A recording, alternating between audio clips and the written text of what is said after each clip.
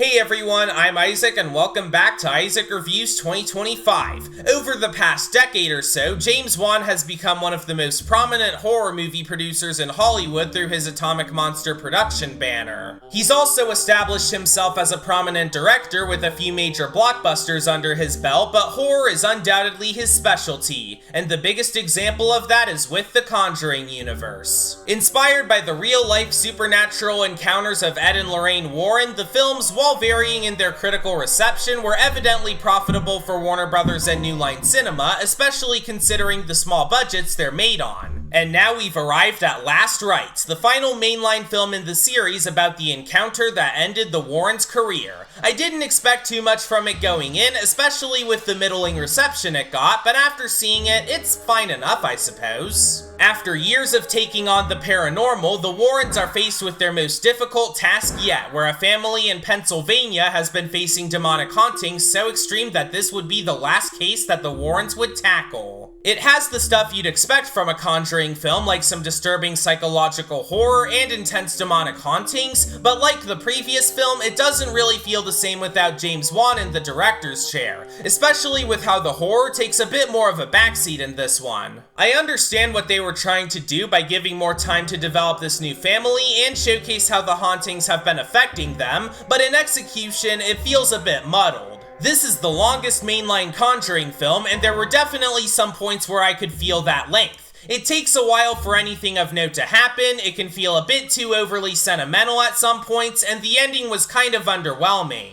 Also, there's a lot more jump scares here than in the other films, and they felt really, what was that thing you said, Trolls Band Together fan? So cheap and lazy. Ah, got it, thanks. Yeah, they weren't very good. Despite those problems, Last Rites does an okay enough job as a finale. Even if the sentimentality can feel a bit corny at times, it has a nice amount of retrospection on the franchise and the relationship between Ed and Lorraine. Speaking of them, Patrick Wilson and Vera Farmiga once again kill it with their performances, but the new actors also did a great job, especially Mia Tomlinson and Kyla Lord Cassidy. All the while, when it's not relying on cheap jump scares, some of the horror was decently effective, particularly when it came to the hauntings. Not to mention the production design and costume design do a great job reflecting the mid-1980s time period. In general, while The Conjuring Last Rites isn't a perfect finale, it's not terrible by the standards of fourth installments in long-running franchises, seeing as how a lot of them tend to not be very good.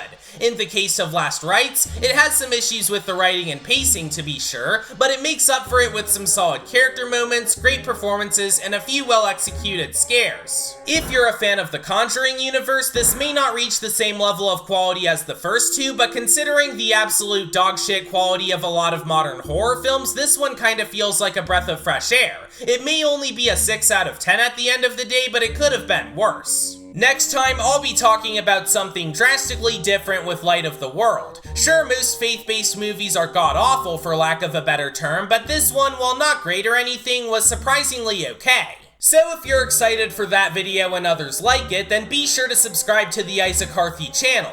Thanks for watching, and I'll see you all later.